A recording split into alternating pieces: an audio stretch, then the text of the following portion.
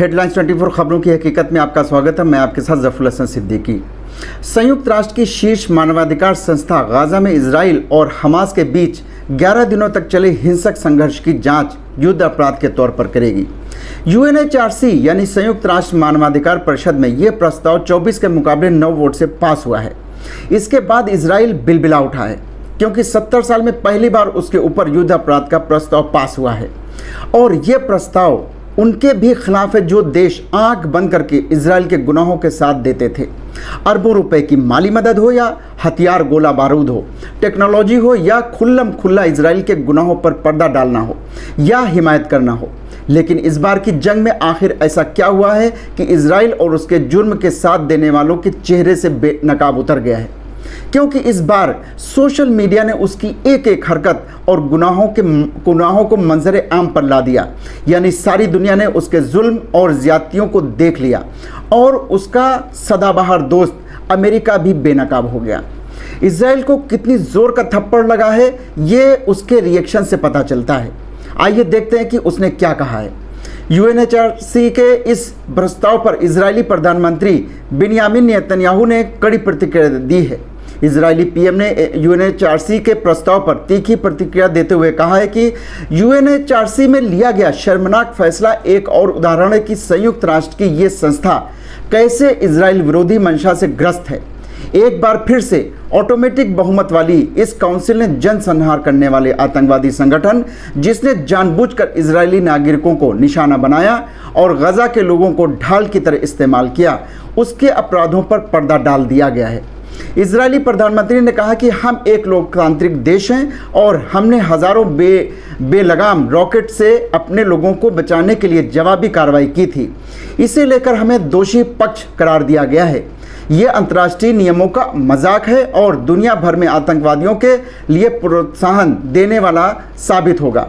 आप लोगों को बताते चलें कि जिस इजराइल ने आतंक के दम पर 1948 से अब तक फिलिस्तीन पर कब्जा करता आ रहा है वो फिलिस्तीनियों को आतंकवादी कह रहा है। गुरुवार को UNHRC में पास किए गए प्रस्ताव को इजराइल ने खारिज कर दिया है। इजराइल ने कहा है कि UNHRC का निर्माण इजराइल विरोधी बहुमत से किया गया है और इसका संचालन पाखंड से भरा है। इजरायली विदेश मंत्रालय ने कहा है कि इजराइल पर एक आतंकवादी संगठन ने 4300 रॉकेट से हमले किए लेकिन एक भी निंदा प्रस्ताव पास नहीं किया गया।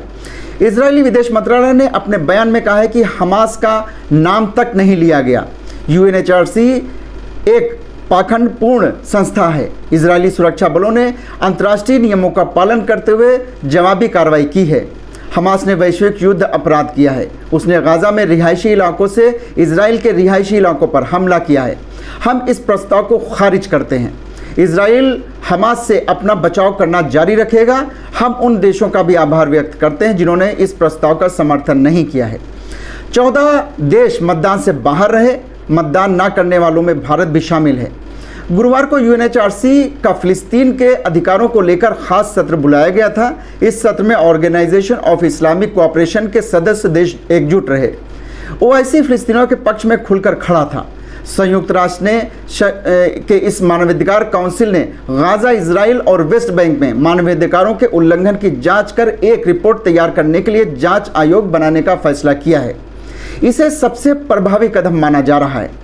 इजराइल के खिलाफ पहली बार बहुमत से जांच आयोग गठित करने का फैसला लिया गया है। ये जांच आयोग 11 दिनों तक चले हिंसक संघर्ष की जड़ की भी जांच करेगा। UNHRC में पास किए गए प्रस्ताव के अनुसार अस्थिरता, हिंसक संघर्ष के बचाव, भेदभाव और दमन की भी जांच होगी। इसमें कुछ देशों से हथियार की आपूर्ति को लेकर भी टिप्पणी की गई है और कहा गया है कि यह मानवाधिकारों और अंतर्राष्ट्रीय कानूनों का भी उल्लंघन है। इस टिप्पणी का निशाना उन देशों पर है जो इजराइल को हथियार देते चले आ रहे हैं। चीन, रूस और पाकिस्तान उन देशों में से है जिन्होंने इजराइल के खिलाफ मतदान किया है। इजराइल के दोस्त देशों ने UNHRC की इस बैठक का विरोध किया था। अमेरिका UNHRC में 47 सदस्य देशों में शामिल नहीं है, इसलिए वो वोटिंग में हिस्सा नहीं ले सका। डोनाल्ड ट्रंप ने अपने कार्यकाल में अमेरिका को UNHRC से बाहर कर दिया था।